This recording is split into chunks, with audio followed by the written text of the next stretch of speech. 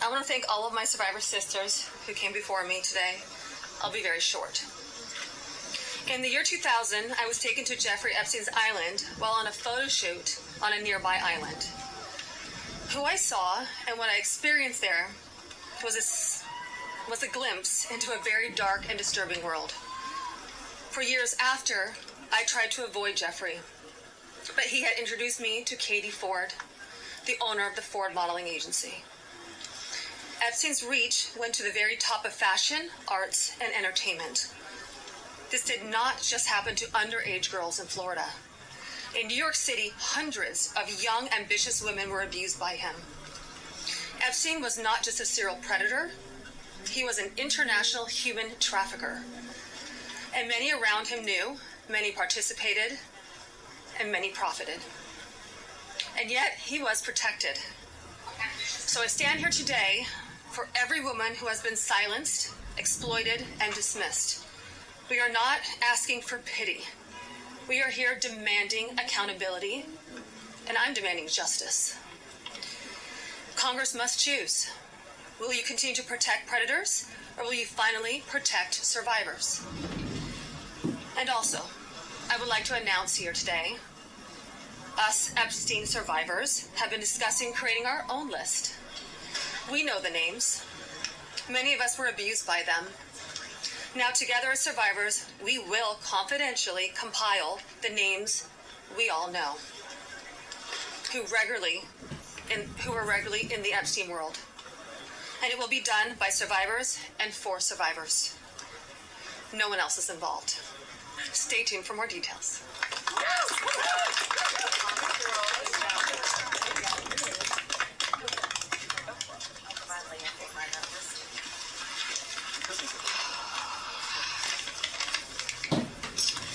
Hello, my name is Shantae Davies, and I'm here before you today as a survivor of decades of pain, trauma, and betrayal at the hands of Ghislaine Maxwell and Jeffrey Epstein, and the people who enabled them, and a government that for far too long refused to help. In 2002, I was living in California, a young woman with high aspirations of becoming an actress. I was already beginning to make a name for myself in the industry. A person I trusted, someone I thought was a friend, invited me to meet a powerful woman who could help advance my career. That woman happened to be Ghislaine Maxwell. I was asked to give her a massage, though I had almost no experience, and when I did, she praised me and promised introductions to someone enormously powerful, someone who could change the course of my life, and that man was Jeffrey Epstein. At first, I was an excited young woman on top of the world. Epstein flew me to his private island. He listened to my dreams, promised to help, but his promises came with a catch. The abuse began. He told me to keep it secret. He manipulated me with quid pro quo I did not consent to, but I felt I had no one to turn to. He was too powerful. I was just one of the many young women trapped in his orbit. I was even taken on a trip to Africa with former President Bill Clinton and other notable figures. In those moments, I realized how powerless I was. If I spoke out, who would believe me? Who would protect me? Epstein himself was the most powerful leader of our country. Epstein surrounded himself, with the most powerful leaders of our country and the world. He abused not only me, but countless others, and everyone seemed to look away. The truth is, Epstein had a free pass. He bragged about his powerful friends, including our current president, Donald Trump. It was his biggest brag, actually. And what I endured will haunt me forever. I live every day with PTSD. I live as a mother trying to raise my child while distrusting a world that has betrayed me. This kind of trauma never leaves you. It breaks families apart. It shapes the way we see everyone around us. But one thing is certain, unless we learn from this history, monsters like Epstein will rise again. There are files, government files, that hold the truth about Epstein, who he knew, who owed him, who protected him, and why he was allowed to operate for so long without consequence. Why was Maxwell the only one held accountable when so many others played a role? Why does the government hide this information from the public? This secrecy is not protection, it's complicity. And as long as the truth is buried, justice will remain out of reach. That is why this bill matters. Passing it will, bless you, ensure that the suffering of survivors is not in vain. Passing it will bring accountability, transparency, and prevention. It will help protect the next generation of predators who seek to place themselves above the law through wealth, influence, and connections. This is not just my story. It is about every survivor who carries invisible scars. It's about the weight we live with daily. It is about the families broken and the futures stolen. So I ask you, President Trump and members of Congress, why do we continue to cover up sexual abuse and assault? Who are we covering for? Let the public know the truth. We cannot heal without justice. We cannot protect the future if we refuse to confront the past. Thank you.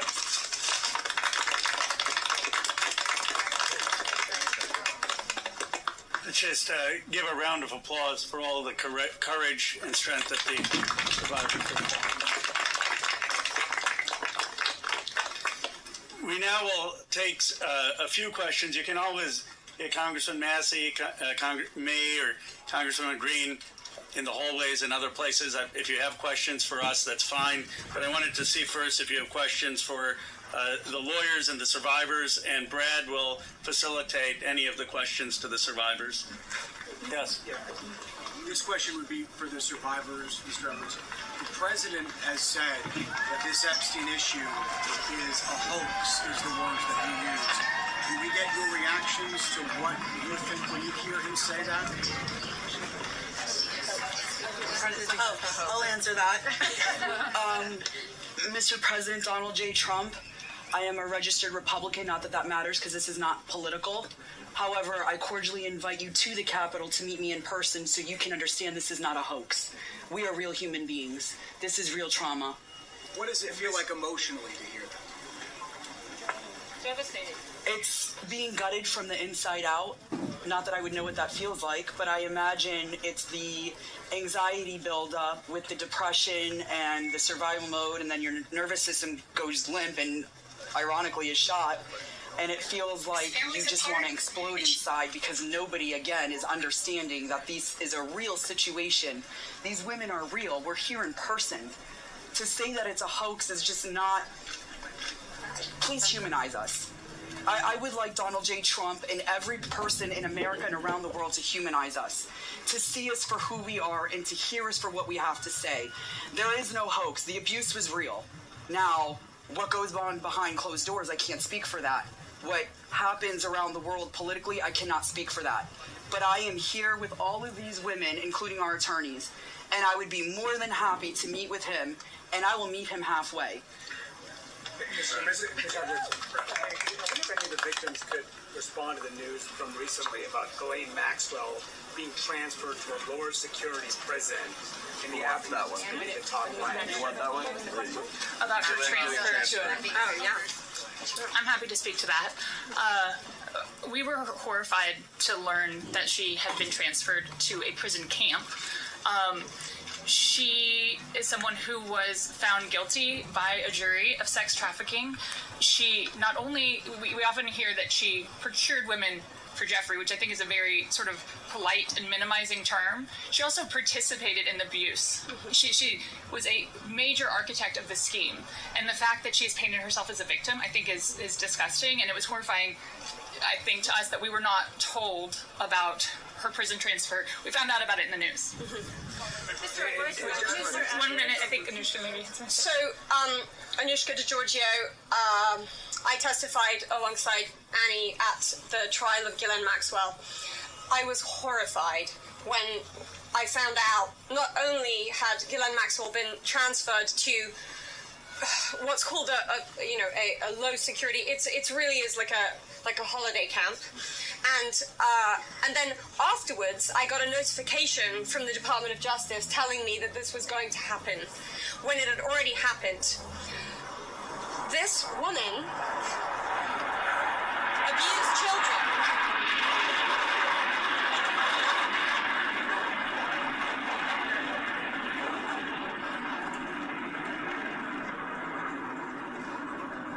I was abused by Jeffrey Epstein and Ghislaine Maxwell for over 10 years. Ghislaine Maxwell was present for some of my abuse.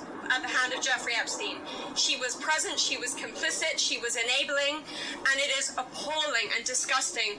And it's one of my worst nightmares that she not only be transferred, but at the possibility that's very much going around that she might be pardoned. This is not okay, guys. This is not okay. And I just want to add that I think it sends a very dangerous message to our country, to the young people in our country, that someone that we all know is aware of these crimes could be given a pass. And just for the last survivor who just called people. The last survivor who just called, she said that Epstein would brag about her relationship with Donald Trump. Could you please elaborate about that? And anybody can get to the microphones. Get close. Yeah, I did say that.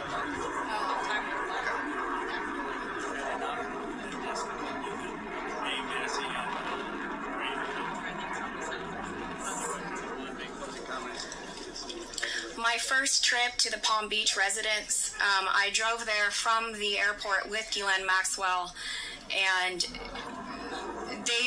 Jeffrey and Ghislaine were always very boastful about their friends, their famous or powerful friends, and his biggest brag forever was that he was very good friends with Donald Trump. He had an 8x10 framed picture of him on his desk with the two of them. Like, they were very close. Go ahead. On this client list that your survivors are... Excuse me. One second. You called on me. For this client list that you ladies are putting together, you said it would be confidential, but will the public... could you clarify, will the public get to see that? So, Lisa, what's your envision here? Is it going to go to the public or just amongst the survivors? No, we're reaching out to survivors that are scared. So, come on. We're reaching out to survivors that are scared to come forward and that also know who they were trafficked to. So that's the list that we're compiling. We're not quite sure, how we're going to release that, or even if we're going to. The Department of Justice needs to release the list. Right, because for folks at home, they might be confused. The survivors know the names. You've seen these powerful people. Is that it? It looks like the feed. Not only It looks like the feed ended.